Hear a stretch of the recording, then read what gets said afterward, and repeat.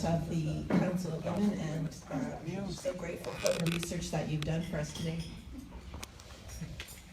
I just had the person to my left randomly select who would be the first speaker, and then I've just rotated it thereafter. So for the first question, the first speaker is Josh, the second is Greg, the third is Martin, and the fourth is Conrad. And then I'll simply rotate it thereafter. So you have the questions, and just so you know, we gave all of these questions to our candidates well ahead of time so that they would have the opportunity to prepare. With respect to the first question, having more women on City Council is important, as women have a different life experience, and as such bring a different perspective to discussion and policy development. As the future mayor, how would you encourage more women to run for the next municipal election with a view to reaching gender parity on City Council?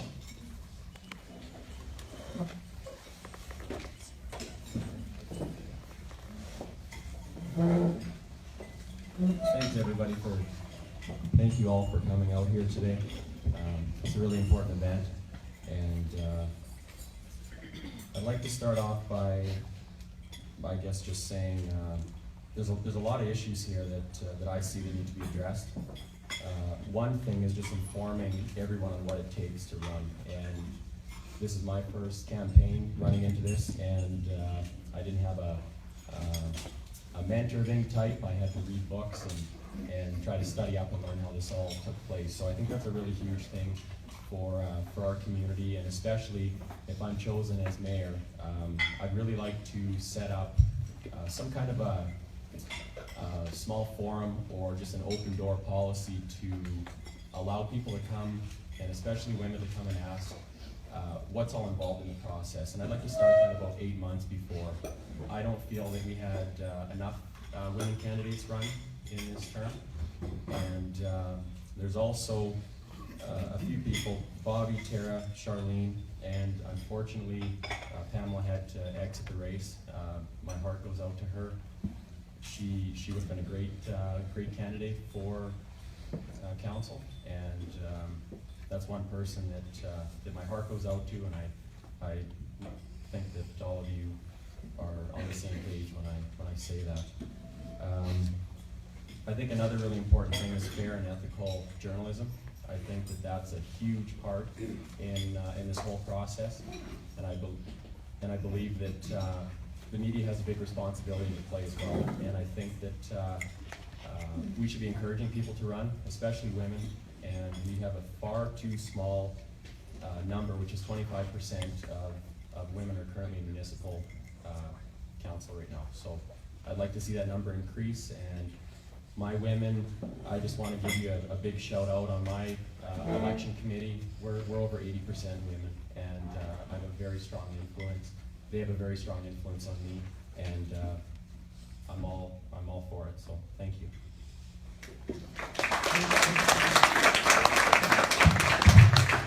Thank you. As we can see, we have a good timekeeper, so thank you, Mr. Halliday.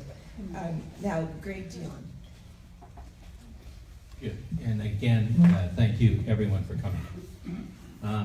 It's a very good question, and when I was put to it, I'm going to continue to do the same thing I have always been doing.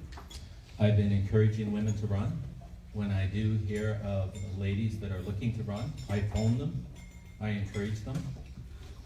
But I think the most important thing that we have to do as mayors is we have to engage them. We have lots of opportunities to put women on big committees, put them in the forefront and say, if you're thinking of running, come on a committee. That's a great way to learn the process and how things work, and engage them. And lots of women sometimes, I don't want to take this the wrong way, but you have to encourage them 2 or 3 times, because some women think that they don't have the skills, but you do have the skills. Raising a family gives you the skills, because you deal with everything. But I think the most thing that we can do as a leader, and I'll give you an example, if I get re-elected as the mayor, I've already revamped the police commission by making it a community one, by putting 4 civilians on there where there used to only be 2 and 3 councillors. There's now 4. And then we appointed the first Aboriginal and civilian leader, Richard Henneke, to that. So it's my intention, if I get re-elected as mayor, is to appoint the first woman to chair the Prince Albert Police Commission. And I think that's how you encourage women to run. You give them high-profile positions, you help them, you put them on committee, you engage them. And by engaging them, they get away from the fear. I agree that we should have sort of a book on what it takes to run for council, the time commitment. Lots of people are worried about the time commitment, but we're very flexible on when we hold meetings. But the biggest thing we can do, if you want women involved, engage them, because they have lots of skills to offer. Thank you.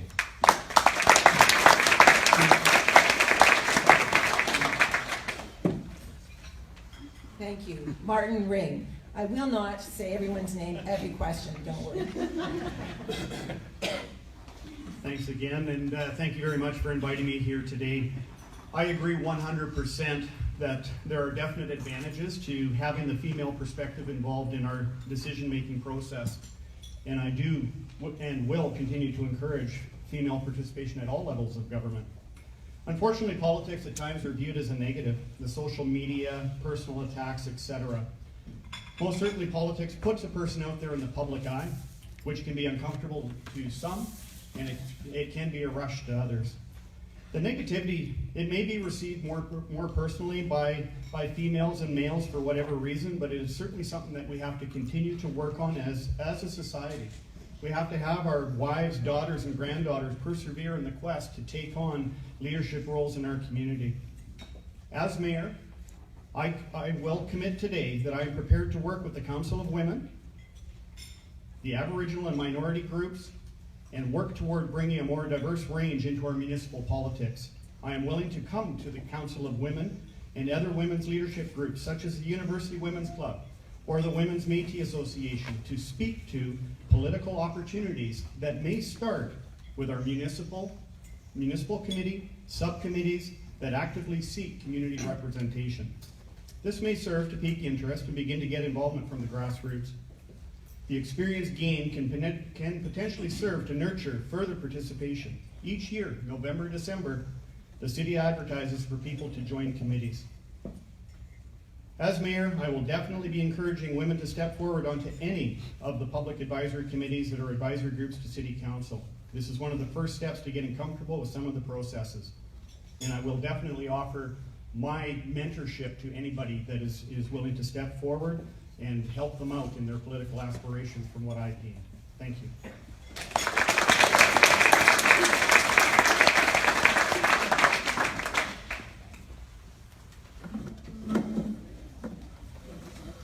Mr. Conrad Black.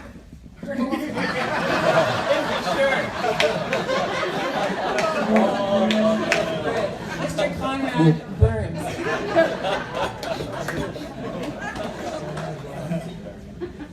I like that. As a media mogul,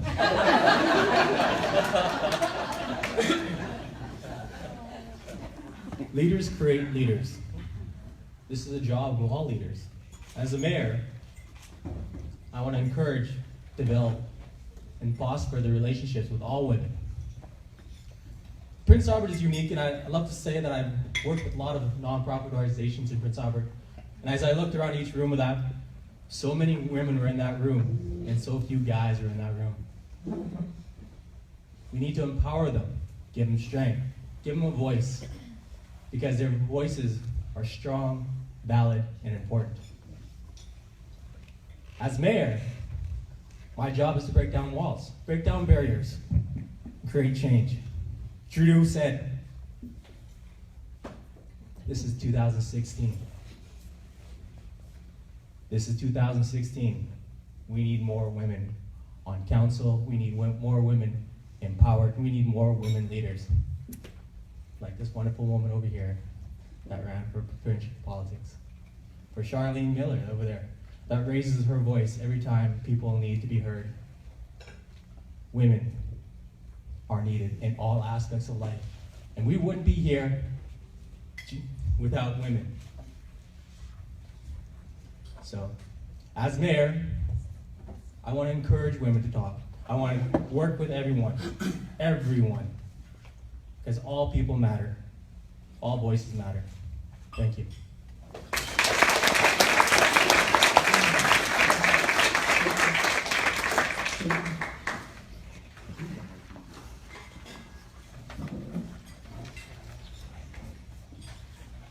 My sincere apologies.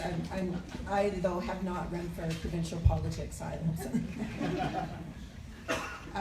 With respect to the second question, the community-based organizations provide services to our most vulnerable population in our community, which unfortunately tend to be women and children. Community-based organizations are often underfunded but provide such valuable service for the limited dollars they have. Some CBOs in the city of Prince Albert are exempt from paying taxes or have reduced taxes, while some have asked for support from the city and have been denied. What is your view regarding the city's responsibilities to address social issues in our community, and how will you work to A, support community organizations currently assisting some of our most vulnerable families, and B, how would you ensure that equity among community-based organizations is provided? And the first speaker is Mr. Greg Dionne.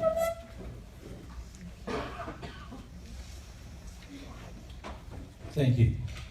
Well, I think the first policy, and I'm going to talk about this as we go on, is that we have to be equal and fair.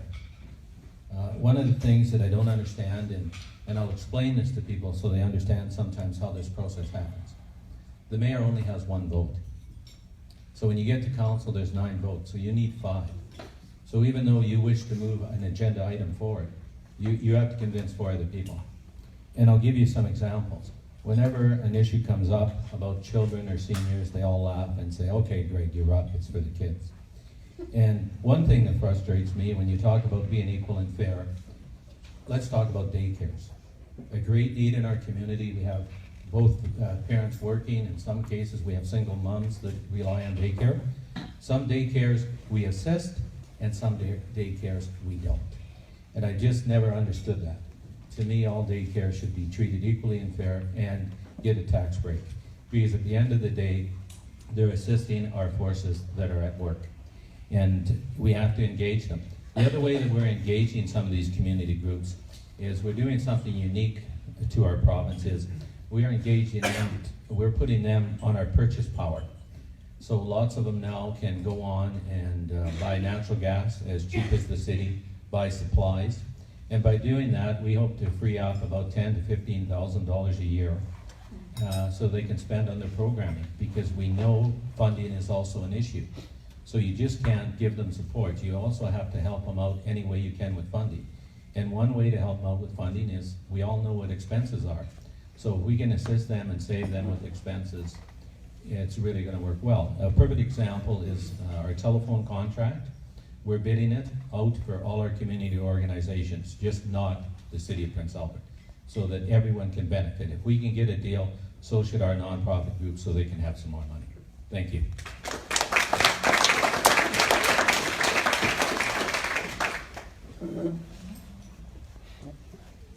Community-based organizations, or CBOs as they're referred to, are definitely very important to our community. The funding question is always a concern and something that becomes increasingly more and more difficult to balance. As noted, there is mention of perceived inequities within our current practices of who receives assistance from the city of Prince Albert. Each one of our CBOs, or community-based organizations, they operate under various operating models and circumstances. Some have their own buildings and ask for property tax abatement. Some are renting locations and where direct funding assistance is required through operating grants. The other area we do offer assistance is continuing to manage our programs at our facilities that hopefully remain affordable for those less fortunate, and oftentimes reaching out through our community-based organizations once again. The challenge for us as a municipality is, where do we draw the line on funding dollars for organizations that are serving the social issues bordering on healthcare requirements? With the challenge put forth today in today's debate by the Council of Women, I will be asking for a list and a review of all the community-based organizations. that receive property tax abatements either in form of municipal or educational tax portions, or as well as those that receive direct funding dollars. Approximately 7 years ago, we brought in a policy that was introduced with the use of a filter or a criteria list of questions and responses required before funding is granted, in either form of property tax relief or grant funding. Perhaps, if there are inequities, the criteria list should be reviewed and updated. In the end, whatever funding assistance we provide, it does come back to the taxpayer as part of the total funding required to operate our city, and we have to balance the budget. Thank you.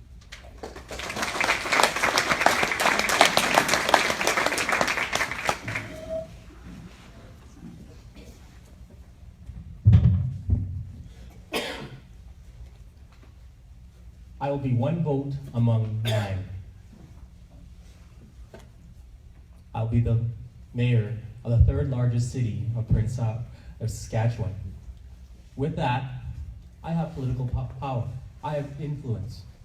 With influence, I can support, encourage, and help nonprofit organizations achieve their goals, get more funding.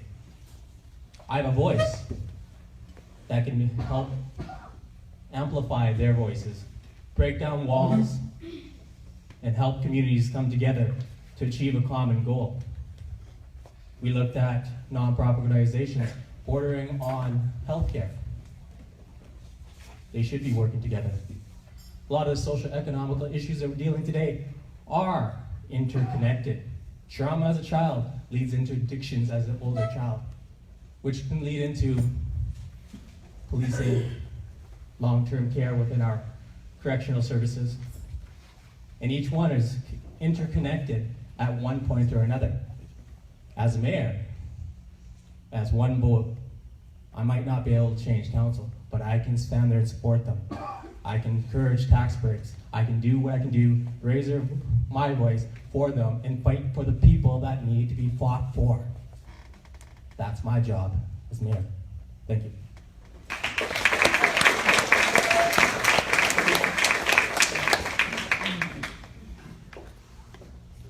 I'm just going to talk a little about lending a helping hand here. I mean, tax exemptions are huge. I think that's a really important thing for our organizations that are really doing a huge service to our community. Another big thing that I'm running on is just accountable spending within our municipality here, and I just think there's a lot of waste. I really do.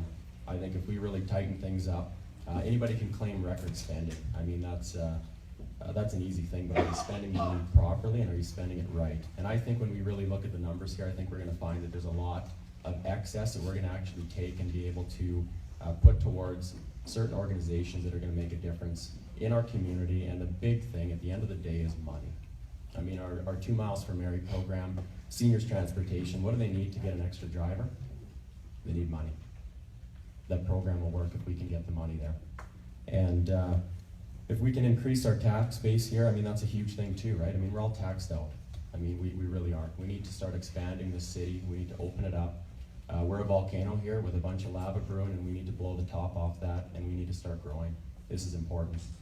We can't help these organizations unless we get the funding. It's very simple. And we need to lead the way to make sure that by being accountable for our spending, that we have a little bit left in the tank there to give these hardworking men and women that are putting their heart and soul in the line to make our city a better place. The thing that I found was amazing, and in all the years I've written letters to the churches, and when I have a pastor come up to me and say, I'm the first candidate that's ever written a letter to him, that's pretty amazing, isn't it? I found it was.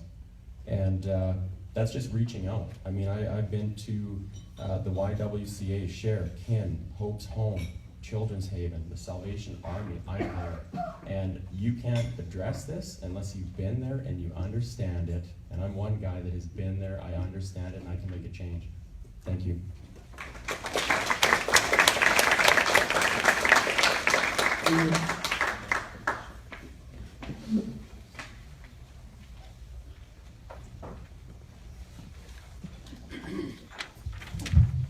Question 3. There are many women in Prince Albert that rely on public transit to commute back and forth to work. Both the service and retail industry historically employ mostly women and now operate outside transit hours. The last bus runs at 6:45 p.m. and buses do not run on Sundays. What will you do to improve public transit in Prince Albert, particularly for these women? Commencing with Mr. Martin Ring. Public transportation service needs to be reviewed on a more regular basis. We have to take a look at the major changes to our city's demographics at the same time. Shopping patterns and more directly retail store hours have changed significantly in a very short period of time. I am old enough to remember when retail hours in our community used to be Tuesday to Saturday. Nobody worked on Sundays, nobody worked on Mondays. Then we decided we were going to throw a curve at everybody, and we opened up Thursday nights till 9 o'clock. Oh my Lord, you thought the sky had fallen. When the introduction of shopping malls in our community, we started to see the transition to a 7-day-a-week shopping in addition to Thursday evening late shopping. Now we've transgressed now to Monday to Friday till 9 o'clock at night, every night. Things have changed, but we haven't really changed our public transit to coincide. We have to find a way to provide additional service time for our public transit that matches the new world of retail in our community, and I am committed to that review being completed and recommendations to come forward as soon as possible. We have to look at the growing needs of new people in our community as well, and their dependence and the affordability of public transit to allow them to work and live in our community. I go by a bus stop every morning at 8 o'clock in the morning, and it is amazing to see the people that are there using that bus. Public transit has been under tremendous pressures over the last number of years, and it operates on a significant cost to us as taxpayers in our community, but it is becoming increasingly more important as well. We have to balance the associated costs with the service and benefits it provides to the community. We have to be able to get our people to work and get home safe. Thank you.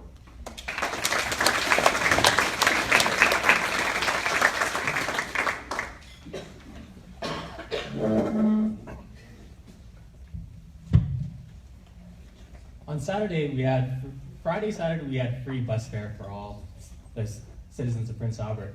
And I had the opportunity to go sit on the bus for 2 hours and take all 4 routes. And it was good to see the bus drivers introducing their regulars into that bus and saying, "Hi, Sue, how you doing today? You need some help with that?"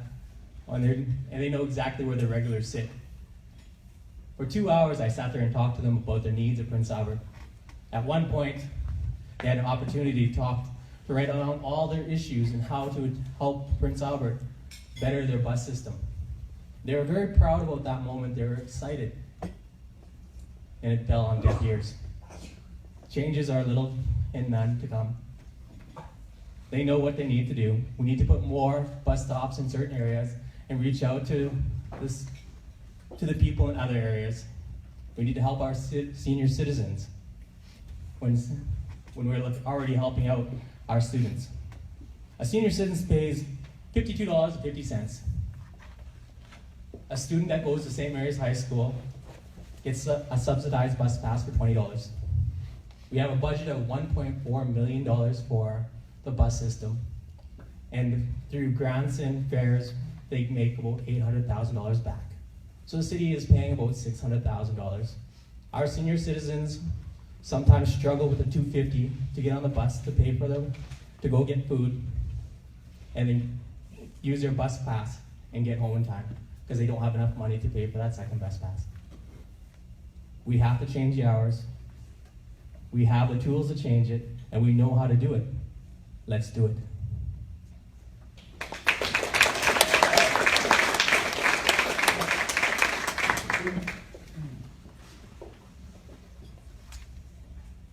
The question here is particularly for women, and I rode every transit route within the city. That was one of the first things that I've done, and I can honestly tell you that those buses are unclean, and I wouldn't want to ride them.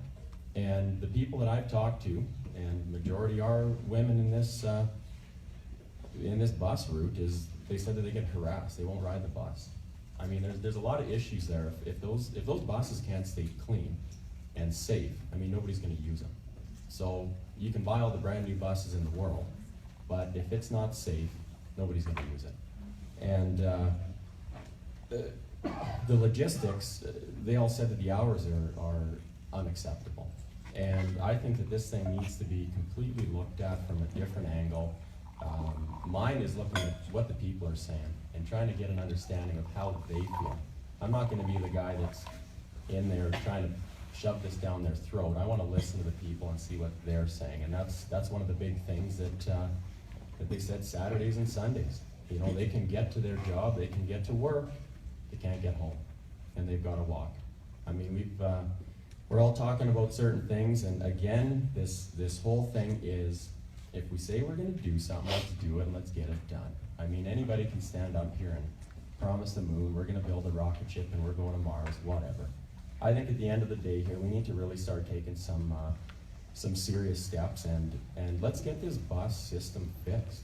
Like, I was under the understanding that they just signed another 10-year deal for a transit system that doesn't work properly. Why'd we do that?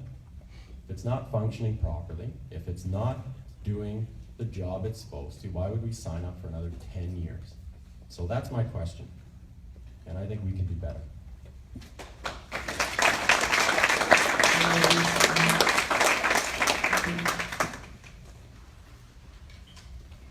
Okay, transit is always a struggle. It is one of the largest subsidies in our budget. But this past year, we didn't let that interfere. And we listened to the people, and clean and safe was one of the issues. And that's why we've started the process of buying 7 new buses. These are just not 7 new buses. These new buses will have ramps on them and carry wheelchairs.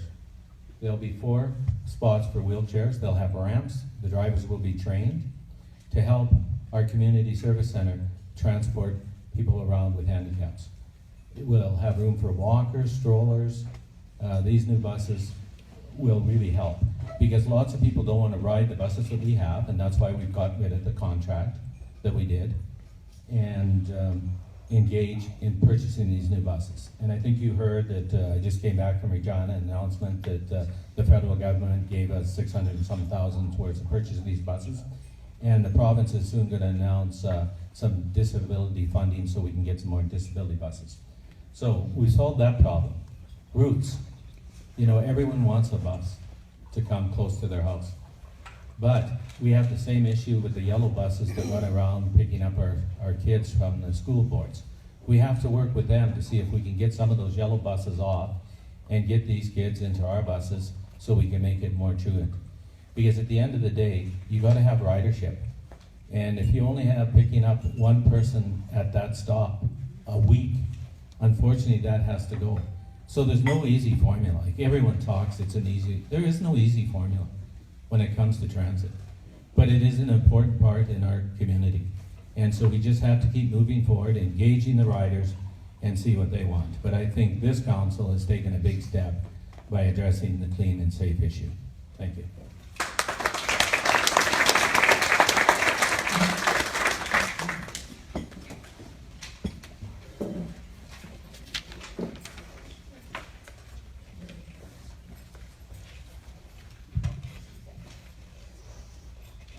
Thank you. Question 4. What is your understanding of diversity and inclusion? What will you do to ensure that municipal employees receive diversity and inclusion training? And we commence with Mr. Conrad Burns.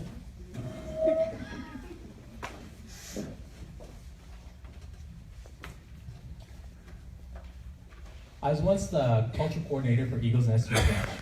I said to divulge into diversity training. And I actually worked on a 2-day workshop for Eagles Nest to create a diversity training. Through diversity training, we meet the people's needs. We help them and communicate with them at their level. It might be Cree, might be Dene, might be English.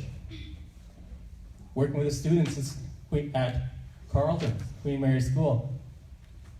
Culture, identity, everything like that is always a huge aspect of diversity. How do we overcome these barriers that hold us apart? The city council has that problem because we found out we don't have a senior citizens group. We don't have a youth group. We don't have a multicultural group. We don't have a nonprofit group where the city council sits on. How do we overcome these barriers? By opening up these doors, breaking down the barriers, inviting people in to have input. I'm one person with one perspective of this room, and I see this. You over there are looking at me seeing this perspective. You're going to look at me from that perspective. You're going to look at me from that perspective. And we all get a bigger picture of what's going on right now and how to achieve a better tomorrow. And we have to work together. Prince Albert is the sum of its parts. We have many parts. And right now they're not working together. And we have to work together to get this machine going. Thank you.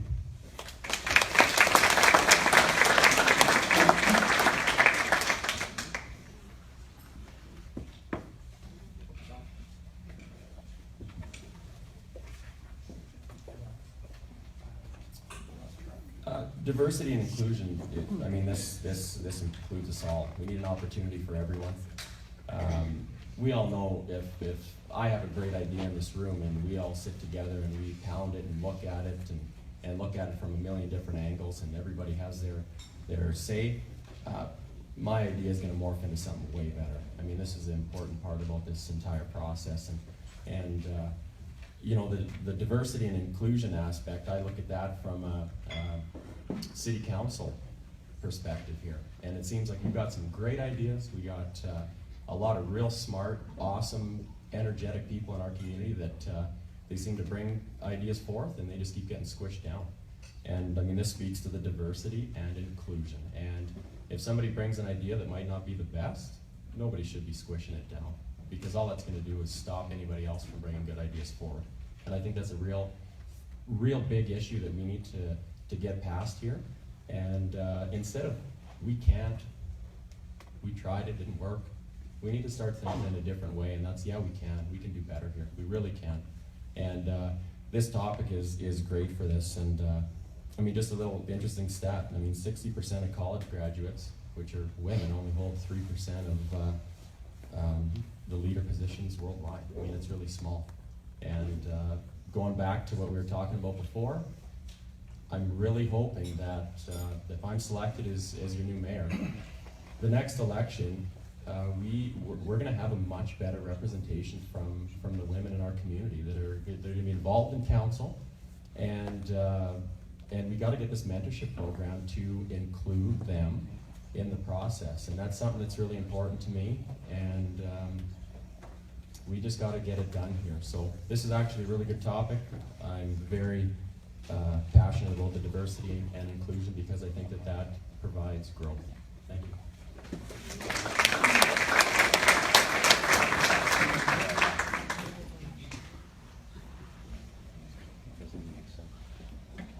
Well, this is a great subject because, again, I'm going to talk about our actions. And again, we have some firsts. You talked about diversity and inclusion. Lots of the things that we have, people struggle to get into. So I'm going to talk about the police force and the action that the police commission has taken. We realize the role of women in policing. We realize the role of Aboriginal. We are now looking at our diverse community because we're getting lots of immigrants. So what have we done in both areas, both in the firefighting and police? We have a mentorship program because lots of times they struggle with the tests, the physical parts of it. So we supply them trainers, tutors to help them get through this process so they can be involved. Council supports it. Here's a great example. Prince Albert, first woman firefighter.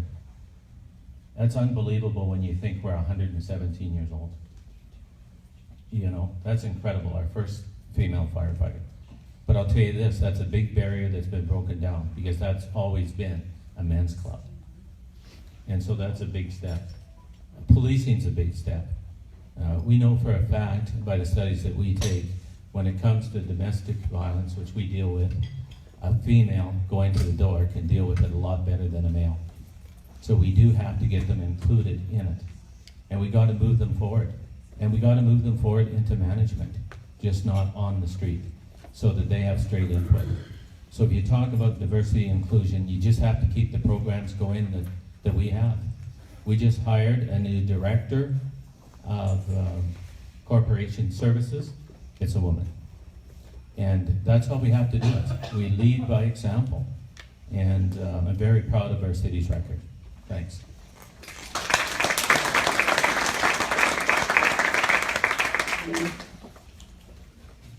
Going back to the question, and it's what am I thinking of diversity, and how am I going to incorporate it into the training of our employees? That was the question. Workplace diversity is certainly something that should be included as part of our strategic plan through our human resource department. I will be very honest. I do not know if we have diversity or inclusion training throughout City Hall. I do not know that. I'm not in City Hall 8 hours a day.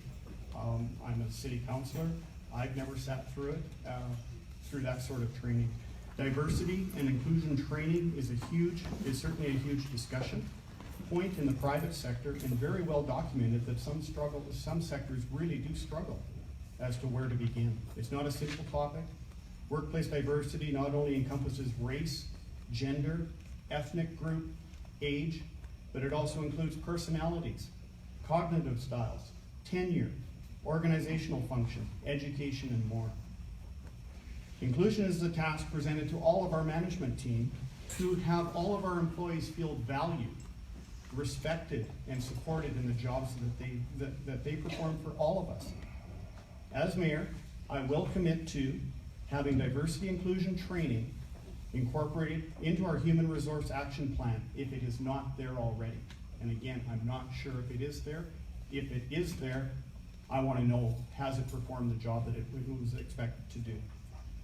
We have diversity in the age of our employees that work in all departments within our city, and I do believe it is something that can be overlooked by many of us of the management challenges. I know in my previous life employment, the management of young employees coming into today's workplace, but it was at times very challenging, as the expectations of the younger generation is different than when it was when I started 32 years ago. Again, thank you very much.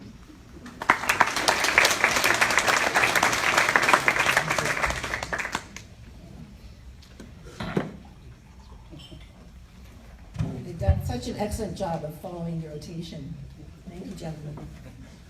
With respect to question 5, in 2011, the council at that time adopted the Prince Albert Children's Charter that was presented by the Prince Albert Early Childhood Council.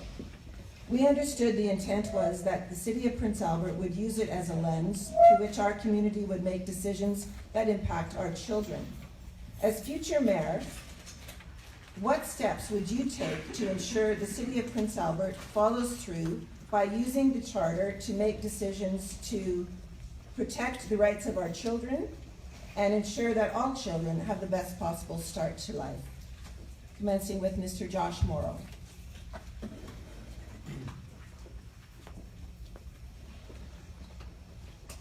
I took 3.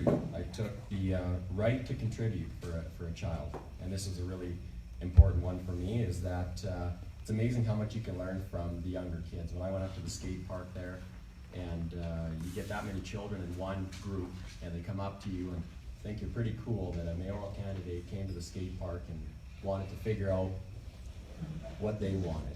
Do we want a skate park on the West Flat? Do you think we should wear helmets? Should we not wear helmets? It was really good, and I think that's something that's so important. So for the right to contribute, I want to make sure that I'm out there and engaging those kids, and I think that's such an important thing, because the feedback I get is nobody ever does. Nobody cares about me. You're the first guy that's ever come and talked to me.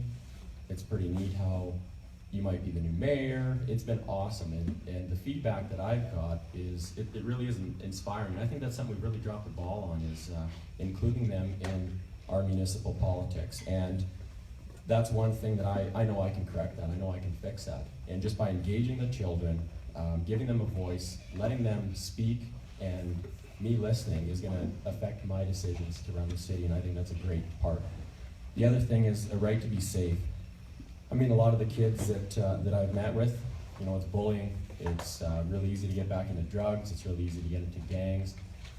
That's another direct contribution that I can have a huge influence over, is making this community safe. And I think it's gonna take a lot of work, and that's something that we need somebody to be real strong, bold, and stand up and start taking the city back, because our crime rates and the opportunities for these young kids are not there. And it's too easy to slide right back into an area where they shouldn't be. And the last thing is the right to basic needs. The food bank, yeah, I'm not sure if you all know, you probably do, but the amount of children using the food bank is unacceptable at this point. Thank you.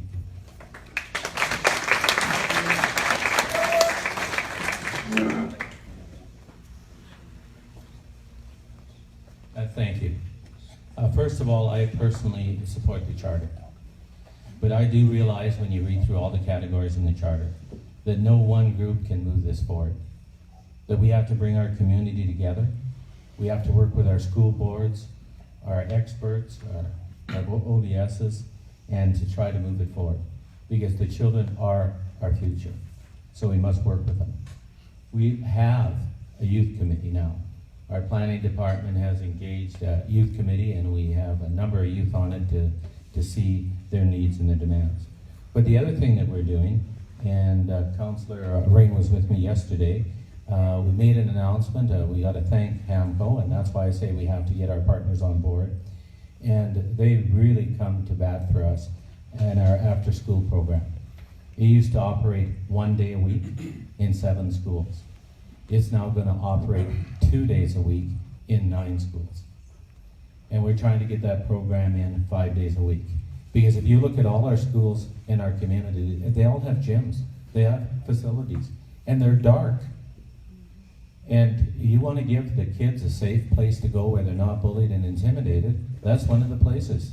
And I believe that we have the volunteer bodies to start opening up these schools. But no one person, no one group can solve this problem together. This is where we have to work as a community. Thank you.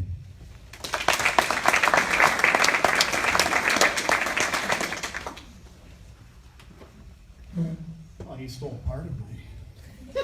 I give you some of the credit. You were with me I was yesterday. Prince Albert Children's Charter is a very important document, and certainly a lens that should, and I believe is a lens that is used for various departments when making decisions. The most recent, of course, is our after-school recreation program. We have many areas that we manage that impact the rights of children, and the first thing I will do as mayor is to ensure that Prince Albert's Children's Charter is included in our official community plan. It's a legally required document and the map of our future of our city. It is important for a number of our advisory committees to include this charter as part of the background information for future decisions. Those advisory committees could include School Board Liaison Committee, John M. Culinary Library Board, Prince Albert Police Commission, Prince Albert's Art Board, to name a few. Children's rights are very important and something that I think most of us at times take for granted, but one most certainly cannot argue with any of the bulleted charted headings. The right to have basic needs, the right to be safe, the right to be themselves, the right to belong, the right to loving relationships, the right to lifelong learning, the right to play and be physically active, the right to contribute. I will ask a question of you. Why is this only a list that's been highlighted for children? Should this not be the expectation for each and every citizen in our city? That is my ultimate goal as mayor, that each and every one of us can look at or view ourselves through the lens of the Children's Charter and apply the same goal.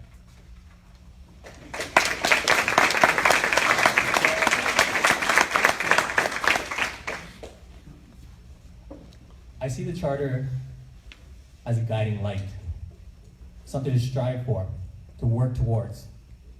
There's many facets to this question and many aspects of it.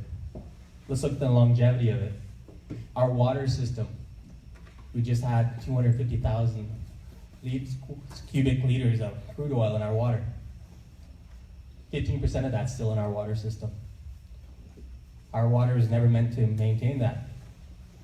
Now we have to look for something for long term so our children aren't exposed to cancerous byproducts of that crude oil. We have to work with our nonprofit organizations, as our counselor said, work with our school boards, work with the nonprofits, work with Share a Meal. Get food to those youth that need the food. Poverty is a leading cause of people going to jail. How do we help those people? We have to help them at a younger age. Build leaders at a young age. Strive for a better tomorrow for our children. That's our job. As adults, as parents, uncles, strive for that better tomorrow and work hard for them. And it's many aspects, and working together and opening up those doors and having them heard. There's one community in northern BC that alcohol is running rampant. One child stood up and said, "Please don't drink tonight." Through hard work with the family and stuff like that, that community became alcohol free. Even if it was just a little while. It was the voice of one child that made that difference. Let's our children be heard. Let's work for those children, because they're the ones that want to inherit this city. Thank you.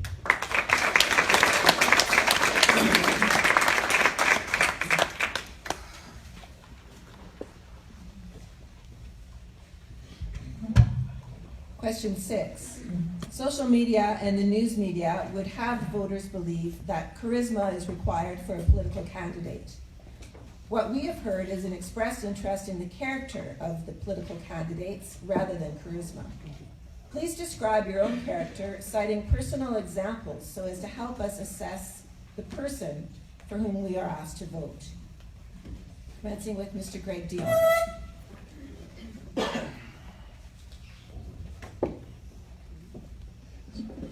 Thank you. And I agree with this statement. It's not flash that gets things done.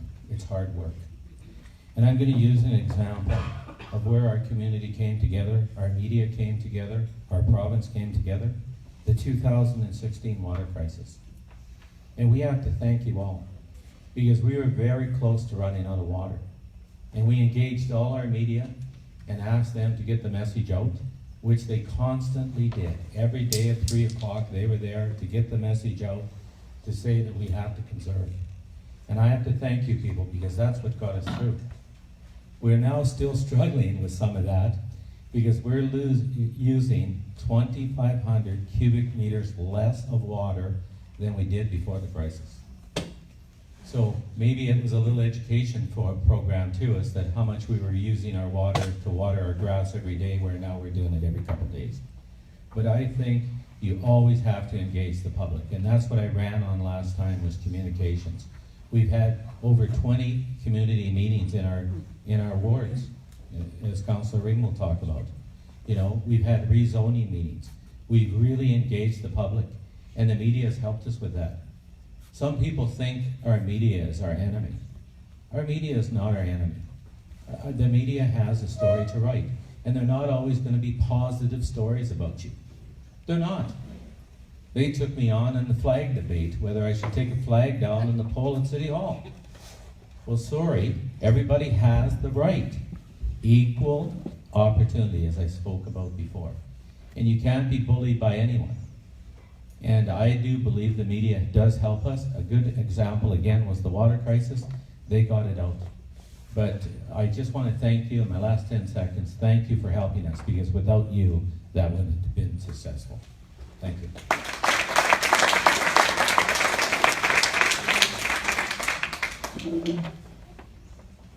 This is probably the most interesting and thought-provoking of the questions, and probably the one that's might be the toughest one to really nail down. I think character is a very important quality. It certainly at times can be masked through charisma. There is no doubt that through the use of social media and the ability to just throw thoughts and ideas, just throw them out onto the internet, or as us old guys refer to it, the World Wide Web. Character can be lost. Flashy photo opportunities are easy, but to sit down and work with the committees that are struggling with funding or looking to make changes, that's where the real work starts. Throwing around money can be very misleading, and in the end looks good on the surface, but where is it really getting us? Here, here. Looking at my characteristics, commitment. I've been married to my wife, Evandria, for 31 years. We raised 2 children, adult children. They've now have their career started here in our city. The commitment might be more attributable to Andrew for putting up with me for 31 years. I worked for 32 years for the same company, worked many different jobs. While there, I gained the lifelong experience that is required for the job as mayor. My last 10 years, I managed my career in conjunction with my duties as a city councilor. Becoming mayor is not only a commitment for myself, but it's a commitment for my entire family. Honesty. I do not dodge questions. Quite often, I will preempt my response by saying, you ask for my opinion, you're going to get it. I think character are the telltale of how we want, or we're looking for somebody to manage this city moving forward. I want to be your mayor.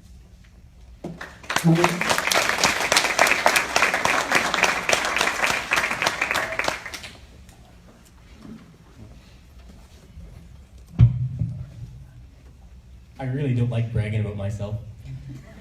But really, I don't. A good person told me, work. Don't ask for anything, just do it with no expectations. Thank you for that lesson, Bev. I work hard for this community. I love this community, and I want to better it. I put myself on the line and my feet on the line many times, and because I believe in our women, our children, our family, our friends. I sit on many boards and helped out many organizations and use my voice to MC different events because I've asked, and I've never asked for anything. If I receive something, it's because they felt like I needed it, and I almost refused most of the time. I've done MC events, and I've given money back because I felt it was too much. I'm here because I believe in Prince Albert. I'm here because I care, and I can contribute. I'm a strong person with a strong will that has no ties to anyone but the people. And that's why I'm here, for the people. I'm your voice. I'm here to work for you. Thank you.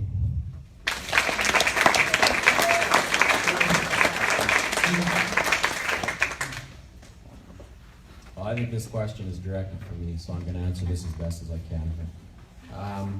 There's really not a whole lot that I have to hide, and I know there's some individuals in this room that have pulled my court case, and they think that that hurts me.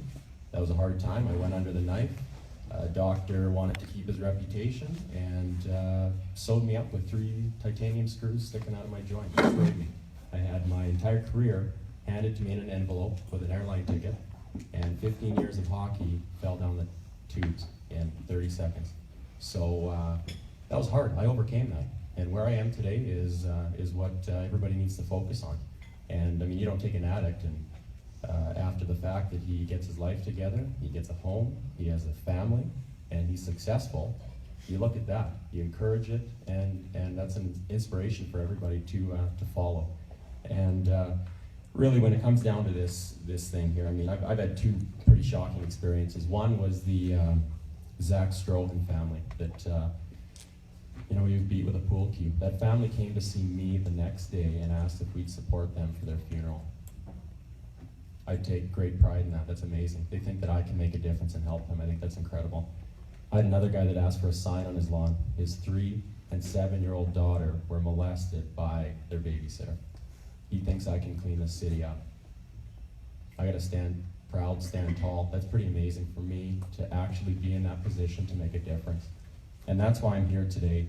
I mean, you guys are the ones that are gonna make the decision. There's no flash, there's no shine. I can't pretend this. I can't walk a path that I'm not passionate about. And the things that we've done through social media, I didn't realize how powerful and important it is.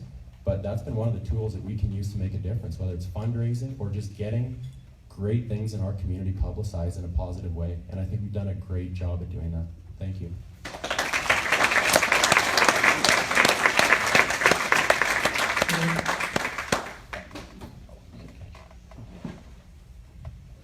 Thank you. And the final question before we ask each candidate to present their own conclusion. After the contamination of the North Saskatchewan River this summer by Husky oil, we hear concern regarding, one, the safety of our water for human consumption and for safety of aquatic life. Two, a need to promptly and fully notify the public of plans to shut off access to water for any reason. And three, a need to closely monitor the safe level of the water on an ongoing basis. Going forward, what steps do you say the City of Prince Albert must take to address these concerns, either alone or in conjunction with other levels of government?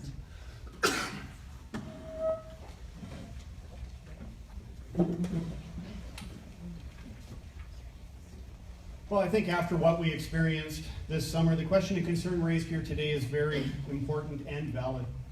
First and foremost, I want to master, but we have some extremely intelligent and dedicated employees that carried us through.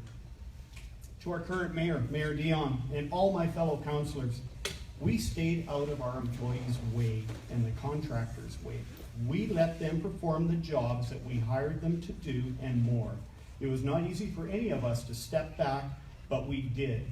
And we simply did our part by sharing the information that was made available to us any which way we could.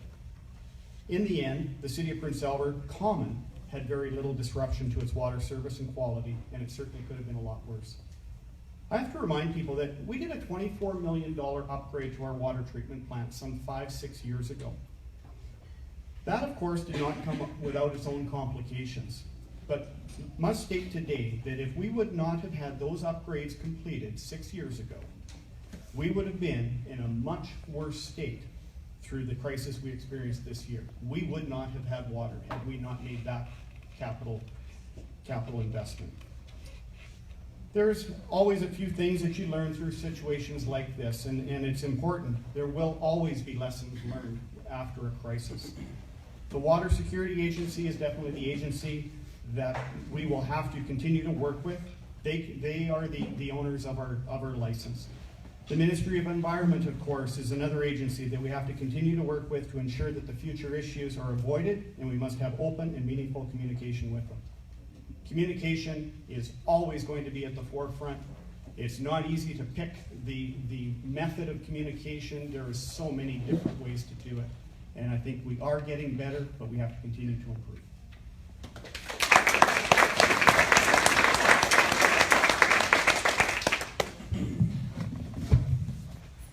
I said a quarter of a million cubic liters went into our river this summer. They said 85% of that crude oil is cleaned up. That leaves 15% still in our waters, which is just over 37,000 cubic liters in our water. That's at the bottom of our river and on the riverbank.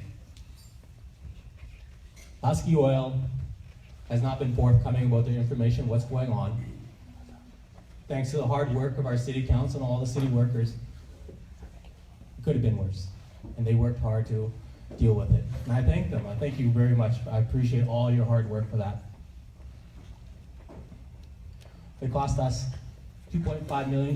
We gave them the bill, and they gave us $5 million in good faith. But a similar oil spill, which was much larger, cost well over $1 billion to clean. I worry about our water and the longevity of it because Husky Oil is not forthcoming with the information. We have to continue to put that pressure on them to work with us, work with the people, ensure we have safe, clean water, not only for us. The Saskatchewan River are still protected, but the Saskatchewan River is not. So we have rights, our water has rights. We need to work towards something so we can be safe. Thank you.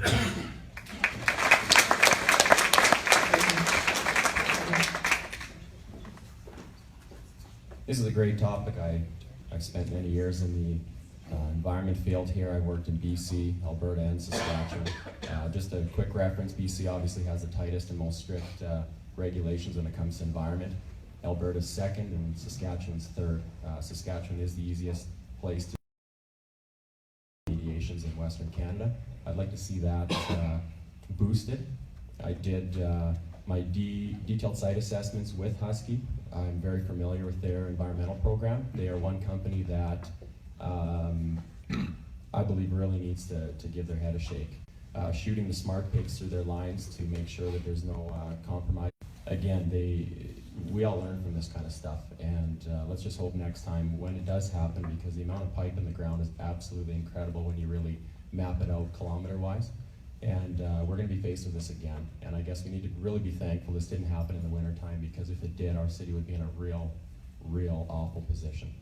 And just for better response, the RMs are so important here. I mean, they contribute a ton to our city, and the way that it was handled and the way that they were kind of pushed off, and I think the communication really struggled. So, you know, if something like this ever happened again, I would make sure that I inform the RMs much better than the way that it was done. And another interesting thing is our water actually being tested for hydrocarbons? I mean, we can say, I'm familiar with soils, you can test for nitrogen, potassium, phosphorus, sulfur, but it looks fine. But do you actually know if there's hydrocarbons in that soil could be contaminated? Same thing with the water. Are we testing our water for hydrocarbons or anything else? You have to broaden the spectrum and find out what we're really drinking. Thanks.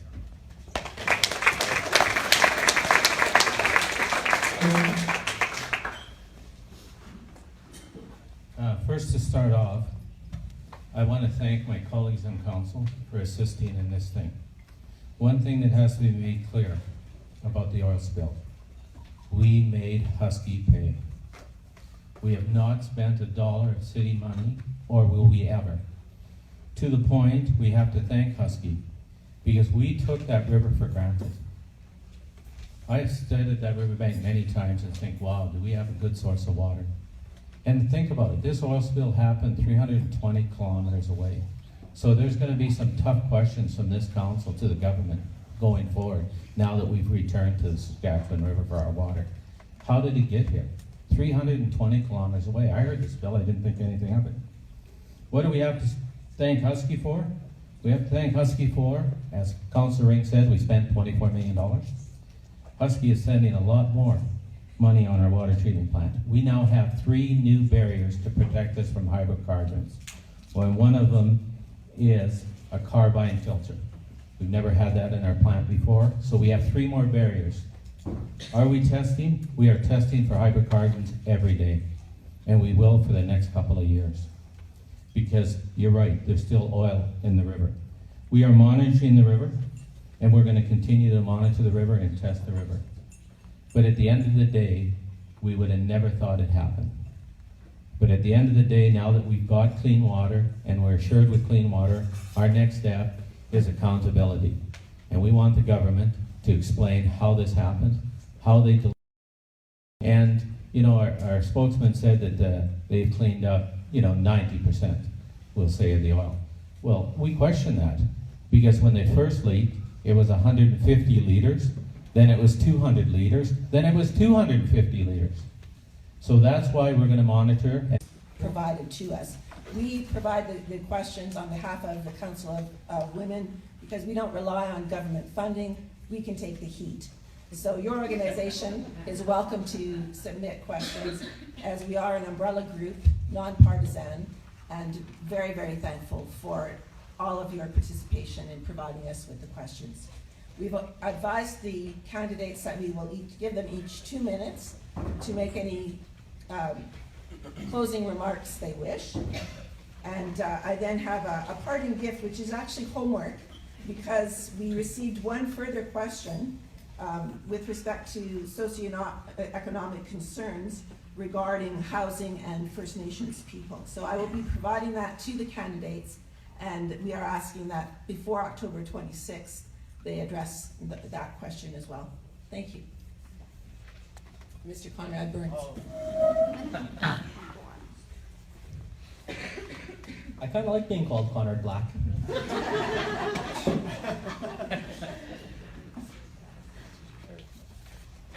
Again, I love this. I love Prince Albert. I love being here. I love working with all of you. Many of you I've sat at the table with you, shared stories, had a lot of laughs, even taught me. I grew up in this community, and a lot of people see me grow from a little punk at St. Mary's High School to the man I am today. And I work hard at just about everything I do. I'm involved, I'm engaged, I'm here. I listen, and I do. Nobody told me to walk across Canada. I walked because I wanted to create awareness about a topic that I was passionate about. Nobody ever told me I couldn't do something. And if they did, for the most part, I wanted to challenge it anyways.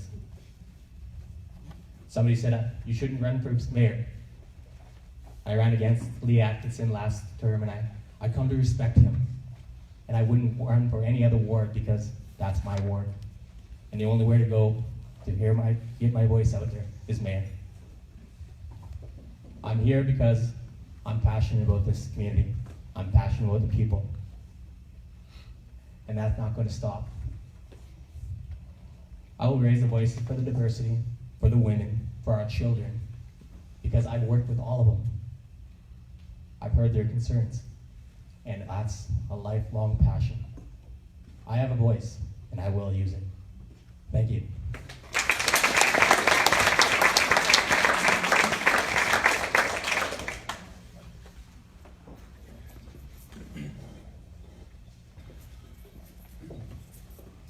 Well, thanks again for everybody coming out. This has been a great event. I think we had some really good questions, and I think we had some great answers.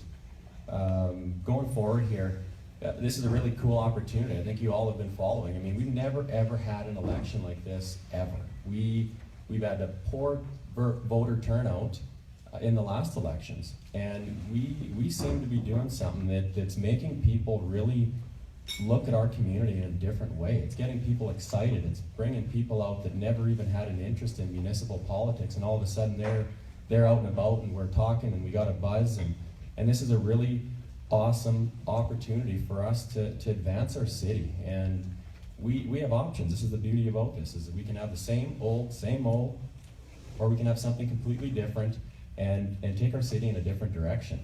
And the thing that I really want to work hard at is just the same things that we've been doing all summer, is just engaging every different community group and trying to bring this community together, because it's really divisive. It really is. And that's one thing that, I've been talking about this lots, and you're all familiar with hockey.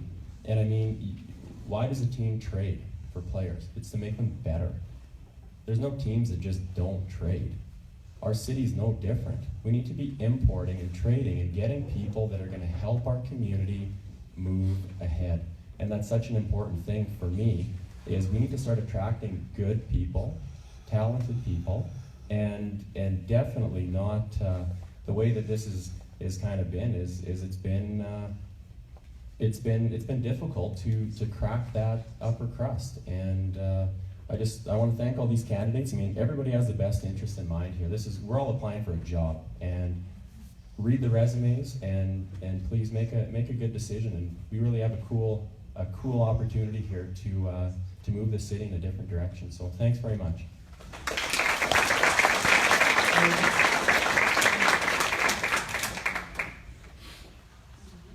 First of all, thank you all for coming, because that just tells me how many people care about our community. As I mentioned earlier, I am only one voice, but I'm a loud voice. I really like to engage our council. I think this has been a unique council. Strictly, the mayor has just been one vote. For example, when we had committee appointments, the media thought it was quite funny. We had elections. If there was two people that wanted to sit on the same committee and there was only one seat available, we had a silent vote. In the past, the mayor appointed. And I didn't think that's right. The mayor is one voice, and you gotta engage your councillors. Whether they're men or women, you have to give them equal opportunity to be heard at council and not cut down to them, because we all have something to add. We have to engage the public more. Even though in the last 4 years we've probably set a record engagement, But we have to keep engaging the public, because the public will tell us what we need in the back with both the provincial and federal governments. That's obvious with the funding and the work that they're doing with our community, and more to come. We are going to have a challenge now with our position on carbon tax. We seem to have quite a rift going, but we're going to continue to work with our federal partners, because we do need funding, and they have funding available. But I think the biggest thing that I'm appreciative, this council has really, in the last 4 years, engaged the public. And I think that's why we've been so successful. And when you go to the polls, you got to ask yourself, all of council, have they done anything wrong? I don't think so. That was asked of me at the door. You got our support because what council has done wrong, let alone what we've done good. So thank you, and one other thing, and I'm past my time. Get out and vote on the 26th. Thank you.